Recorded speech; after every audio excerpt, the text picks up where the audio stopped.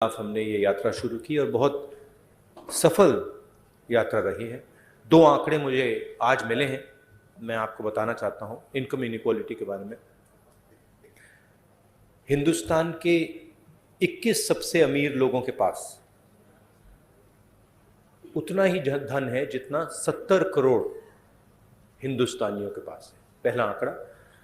और दूसरा आंकड़ा, हिंदुस्तान के सबसे अमीर 1% के पास उतना ही पैसा है, नहीं, हिंदुस्तान के सबसे अमीर 1% के पास हिंदुस्तान का 40% धन है।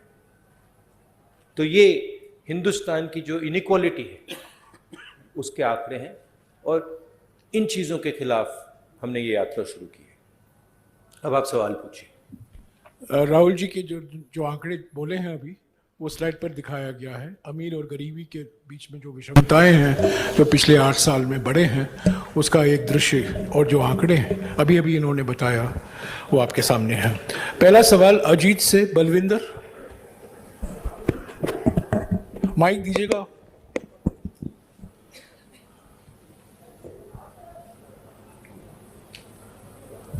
अगर बलविंदर नहीं है, जगबानी से विजय नागला।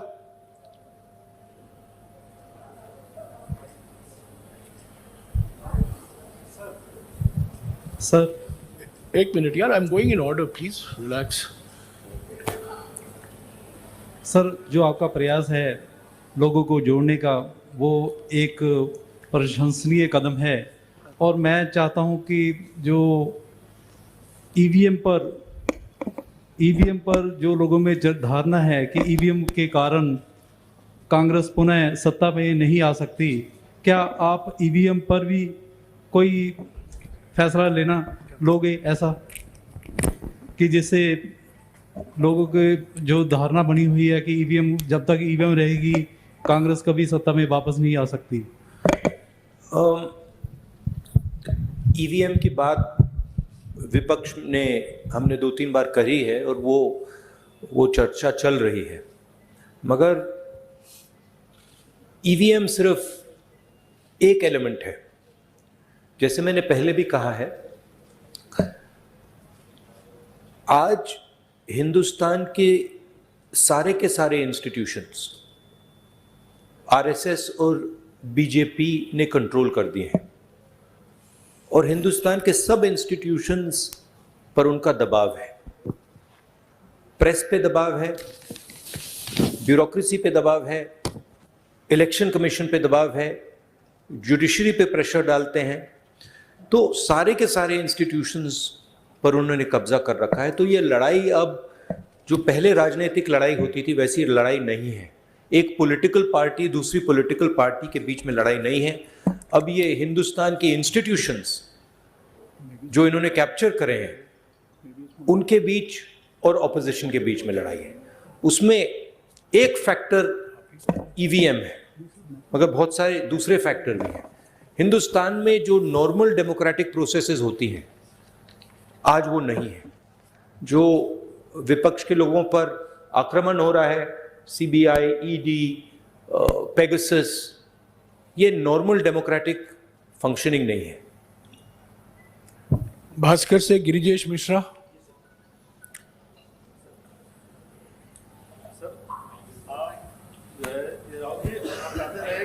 यात्रा सियासी नहीं है, नफरत, बेरोजगारी। आप राहुल जी कहते रहे कि यह यात्रा सियासी नहीं है, नफरत, बेरोजगारी और महंगाई के खिलाफ है। ऐसे में अचानक सीएम मान को सुझाव देने की क्या जरूरत पड़ गई? क्या यह माना जाए कि 10 जनपद की दखल आने वाले समय में राज्यों में कम होगी? ये आपका सवाल है या किसी और ने लिखा आपके लिए? मैं पूछ रहा हूँ, पढ़ के देख रहे हैं, पता नहीं किसने आपको पूछा हो। देखिए, मैंने सीएम को जो पंजाबी कल्चर है जिसको मैं अच्छी तरह समझता हूँ, जो पंजाबी हिस्ट्री है, उसके बारे में मैंने उनको प्यार से बताया है। पंजाब को पंजाब से ही चलाया जा सकता है, ये हिस्टोरिकल फैक्ट है, ये कोई नई बात नहीं है। और अगर पंजाब को दिल्ली से चलाया जाएगा तो पंजाब के लोग उसको एक्सेप्ट नहीं करेंगे और रिएक्ट करेंगे। ये राजनीतिक बात नहीं है, ये फैक्ट है।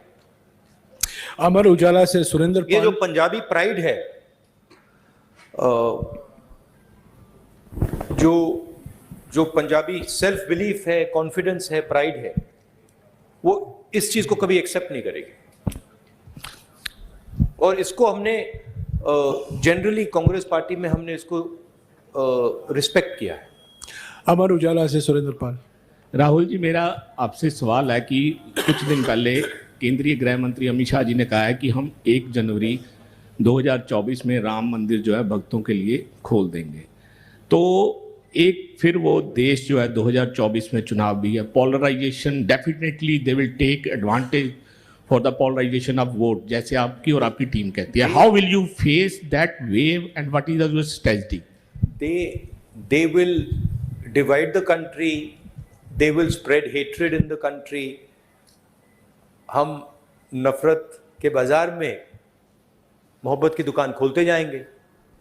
बहुत सारी दुकानें खुल रही हैं मोहब्बत की, तो हम ये अपना काम करते जाएंगे, वो उनका काम करेंगे।